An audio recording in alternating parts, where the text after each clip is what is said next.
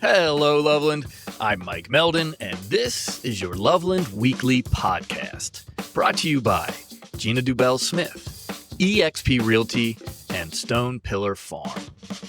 This weekend, I had the pleasure of meeting Samantha Meadows in the heart of downtown Loveland. You're going to hear some people chatting and stuff and playing at Nisbet Park, but I decided not to cut that out because I like that it adds to the atmosphere. Miss Meadows is a Democratic candidate aiming to represent Ohio's 2nd Congressional District in Washington. Although she lost to Brad Wenstrup in her last attempt, she gained valuable experience and is determined to succeed this time. Running a 100% grassroots campaign, she aspires to be the rural representative for this rural Ohio district. Samantha has an engaging personality, and it's clear that she genuinely cares about the people and places she intends to represent. I hope you enjoy our conversation as much as I did. Today is June 3rd, 2024. My name's Samantha Meadows, and I'm running for Congress in Ohio's 2nd Congressional District. And I am running for this office because I feel like Southern Ohio has been a political desert for many years. And I love the folks in my community. I was born and raised in rural Scioto County on a very small family farm. Wow. And I remember the days of the fellows getting off work at the steel mill covered in soot. Wow. And how much I respected the work that they were doing, and knowing that they were going home and being able to not only provide for their families, but also, afford to take them on vacation. Right. So our steel mill shut down. Mm-hmm. We didn't have any opportunities moving our way. And then we had the pill mills move into Portsmouth, Ohio, and I was a young EMT on the scene back then. Man. Yeah. So you saw it front line. I saw it. I remember my first Oxycontin overdose. It was a drug we weren't used to because it was extended release. Mm-hmm. So if somebody overdosed on it and we did not take them to the hospital, they overdosed again in 2 hours. Wow. So that's the days when Narcan was only on the squads. And so anyway, fast forward almost 30 years, and we're in our 3rd generation of addiction issues, and it's only grown. And then 2016, I was hearing another fiasco, on the news, and I kept saying, somebody's got to do something, not only for our region, but our country. And then, I heard that soft whisper. It said, do something. Good. So I decided to run. That's awesome. Yeah. What are the boundaries of your district? Okay. When I decided initially to run, it was about 7 counties. Yeah, it's all changed up now. Huh? Yeah, it was all along the from Scioto County, where I was originally from, all the way up again into Hamilton. Mm-hmm. So I was like, the people along the river, those are my people, I know them. And then it expanded to 15 and a quarter counties. Wow. So I have everything in Southern Ohio from Columbus, Pickaway County, down to Scioto County, all the way over to Claremont. So Hamilton's its own. Yeah. And then all the way over to Meigs County, which is so interesting. I'll have to tell you about Meigs County. And then they cut out Athens. Oh, really? Yeah. So you never know why. I mean, these right. The logic behind it, we could be here forever. Who knows? Exactly. Right. You talked about a couple of the things, obviously, you're interested in, which is families being able to afford life. The basic needs. Yeah. Like we used to be able to do, even with a one caregiver family back in the day. Now we have 2 and we can barely even get by. So that's one of your focuses, it sounds like. Absolutely. And then you talked about the pill mills and it got its recognition, but the problem still exists. What other things are there that you're looking at and focusing on? Well, I have several issues. Not only our farming community and unionization, 2 things that I support desperately, but opportunity. We lack opportunity in these areas, and we're starting to see some industry move back into the district. For instance, the battery factory that's coming in Jeffersonville. Okay. That's not too far from us. Okay. And that's good for us. But the problem is transportation. Right. And nobody talks about the lack of transportation in Southern Ohio. And so we used to have Greyhound buses that would come through there. We would come through Huntington into Portsmouth and then up and through Vinton County and things like that. So transportation's a big deal to me. And the other one is, of course, education, because we do have these at the battery factory going in. We're going to have 2,200 jobs, right? Great. So we need to have folks trained and have their certification. So UC Claremont right here, they have certification programs and I'm a huge supporter of trade schools. Me too. Me too. Because not everybody needs or wants to go to college. We need skilled laborers. Yep. So anyway, education, of course, and getting these folks to work. Also, another thing that's important to me, and I knew it going into it, but I didn't realize how important it is national unity. Yeah. We need that. We do. And, I am a Democrat. And I do think President Reagan was very flawed in some of his policy matters, but he was an absolute genius in knowing that there was something more important than party affiliation. There was a line. I think both parties had a line that they wouldn't want to cross, and we cross that a lot now. They wouldn't cross it for the benefit of all of us. The country, yes, as a whole. Right. And I look at, it's funny because people like to think of me as like the mother of the region. Right. Awesome. But it's simply because I love the folks in our district, in our state, in our country. And I think we should have opportunities, to reach the American dream. I don't think it is just for select people. Definitely not. And if we keep fighting one another and trying to keep folks down, we're going to find this situation that we're in getting worse and worse. And that is a big issue to me now because I don't want to polarize. Yeah, right. I want to make sure that, we can have civil discussions and disagreements. And at the end of the day, slap each other on the back and, go get something to eat and then talk policy again later. Because it's got to be give and take. Definitely. This is very schoolyard antics. And we're above that. I agree. Back, to the Reagan era, we got that. We understood that. And that was through his leadership. Yep. And so, and peace through strength. I absolutely believe that. It sickens me to see members of Congress who are apologists for Vladimir Putin. Because, and I won't go too much into this, but we are paralleling World War II. Yeah. And I do believe they were the greatest generation, that period of folks. And so, so we need to come together as a country and realize who our adversaries really are, because we're brothers and sisters in this country. We are. And we just need to start treating each other, as such. So we can disagree, we can wrestle around a little bit, but at the end of the day, we are a family and we need to start acting like it. Don't hate each other. I think the more, we've been so polarized, and we really are right now, but I really think if you sit down with people have now are getting sick of it, and they are wanting to be more moderate. I've met with so many people that are like, all right, listen, for a while maybe I was on the fringe here, left or right, and it makes sense to be a little bit more, like you said, moderate, in the middle, care about the other people, and respect their differing opinion, which is what so far we've not wanted to listen to.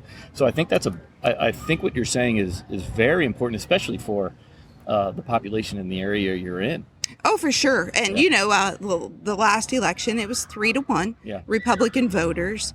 But I get teased a little bit by the party and called the Republican Whisperer. And that is simply because there is not any region that's too red for me to go into. Because, again, I authentically believe that you're my brothers and sisters. And with the rural community, they've been marginalized. They're disenfranchised. And I am running for this office because I want to get it clearly. And if I don't go see those folks and talk to those folks, then what I am doing is going into Congress as somebody that's going to vote along party lines. and not represent the people that, Right. that should have a voice. So yeah, I go out there and people ask me, they're like, oh my gosh, you go out into these red areas and, these folks, They're going to hate you. Right? Yeah. But no. And they ask me, how do you do that?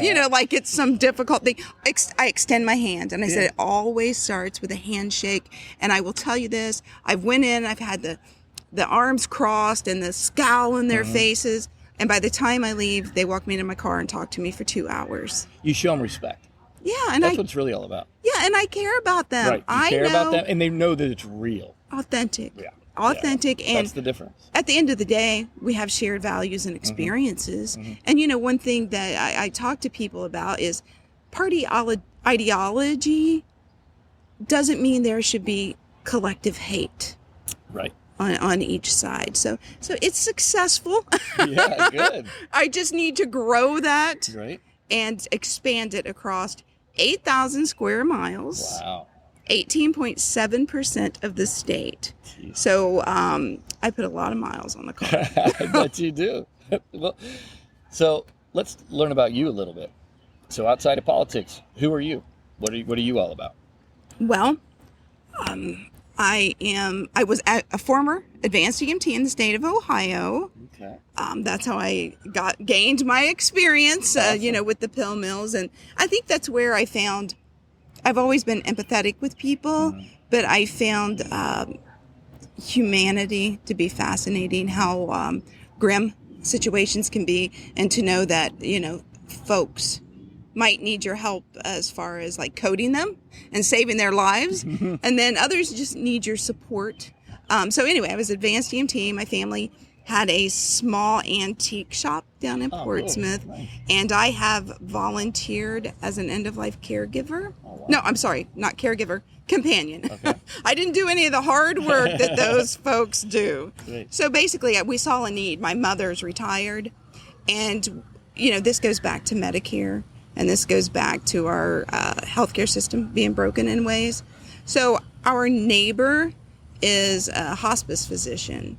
And he was always talking to us about these families that, people were brought home and they were expected to die soon. And, you're a month into it and that person's still alive. Yeah. And you need to go back to your regular job.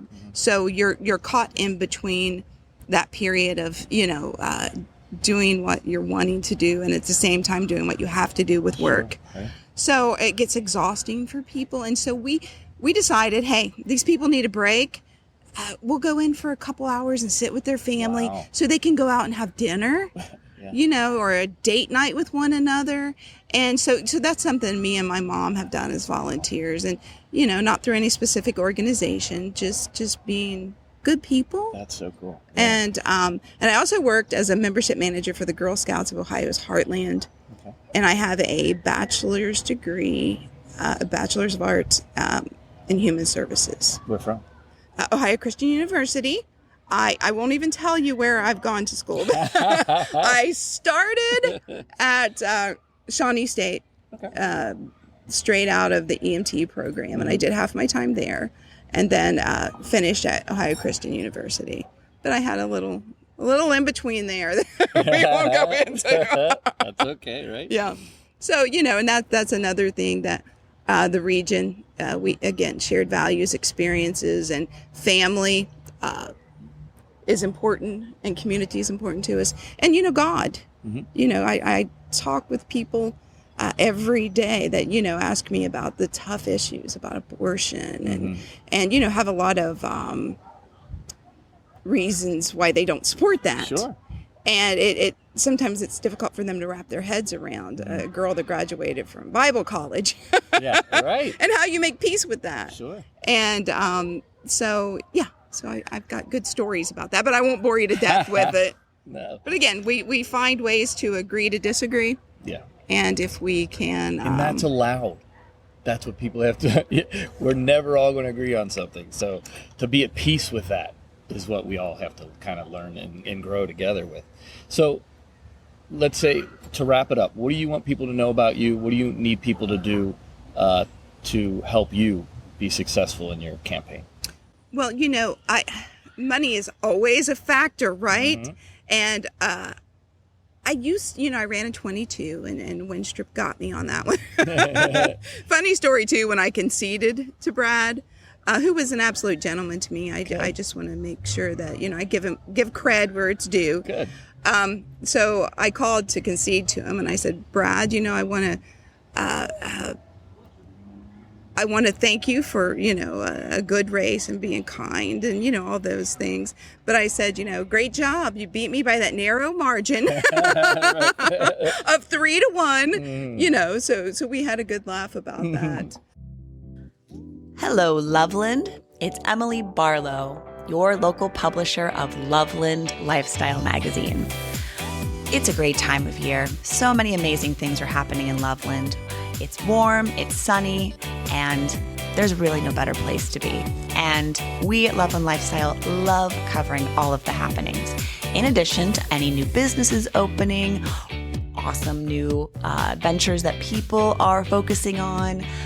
We love covering everything Loveland, and we love partnering with new businesses. So if you're a new business and you've been thinking about working with Loveland Lifestyle, or maybe you're someone who would love to get a copy, but it's not delivered directly to your door, you can always reach out to us through our website, citylifestyle.com/Loveland. We'd love to hear from you.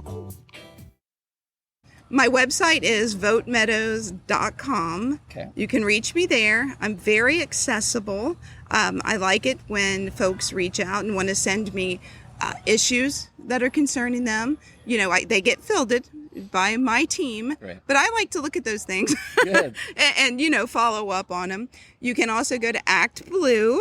Okay. And search my name and help there financially. This is a 100% grassroots campaign, and I rely on folks. And, I want to say this to all people out there that are running for office. I don't like to ask for donations. I actually quit asking for donations because the work that we're doing is not charity work. Right. So I ask for contributions now. I like that. Because people are contributing to their cause. They're part of it. And yes, it's forging a partnership Right. between the two. And I think people engaging in that way, yeah. yes, they're a part of that. So yeah, you can reach me there. I'm on Twitter. I'm on Facebook, Meadows 4, the number 4, OH2.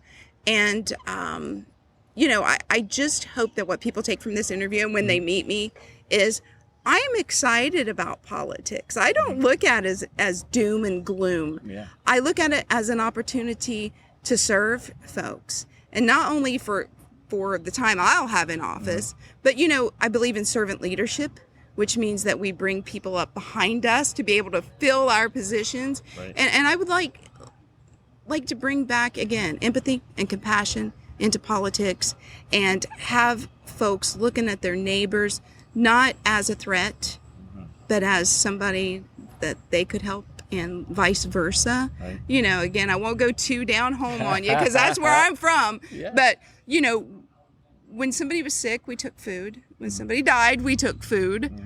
We just need to help each other in those kind of ways. And so, yeah, that's who I am. That's what I want to do. And I would appreciate folks, even from the other side, to check me out. Call me. That's right. Reach out, on our website. I'll call you. And we can discuss the things that are important to them. And then that way, I know what to take with me when I do go to Congress. So,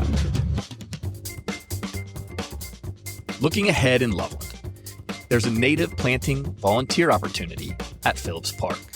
Help improve the health of Phillips Park by planting native plant communities that sustain local wildlife, including bees, butterflies, songbirds, and so much more. Meet on Wednesday, June 5th from 6:30 to 8:30 p.m. Phillips Park has a new hiking trail, and invasive plants near Fallis Road recently were removed. This event is part of an initiative to improve the health of Loveland's public green spaces. Your work will be viewed and appreciated by numerous patrons. Bring a pair of gloves, some shoes and clothes you don't mind getting dirty, and your enthusiasm for community service and conservation. Junior high school students and above are welcome to participate for volunteer hours. If this event is rained out, the makeup day will be Wednesday, June 12th. Again, this is Wednesday, June 5th from 6:30 to 8:30 at Phillips Park. Also, as an editor's note, Chris, the Loveland sports guy, is now solely writing for Loveland Magazine. Unfortunately, Loveland Magazine does not want to be affiliated with us in any which way and gave Chris an ultimatum. However, Chris is a great guy and he has a good talent and he deserves your support, so keep reading his stuff. But we here at Loveland Weekly did not miss a beat. We are very excited to have filled his role and changed the name. The new name of our segment will be called the Loveland All Sports Pod, and the host will be officially named next week. We are very excited about the direction we're headed, and we thank you all for your continued support. And if you have any events or anything that you want to shout out, please email me at lovelandweekly@gmail.com. We have something truly special here in Loveland. Thank you for listening, and have a great week. This episode was produced and engineered by Mike Meldon, right here in Loveland. And please note that the opinions expressed in the podcast do not necessarily represent the views of our sponsors or organization.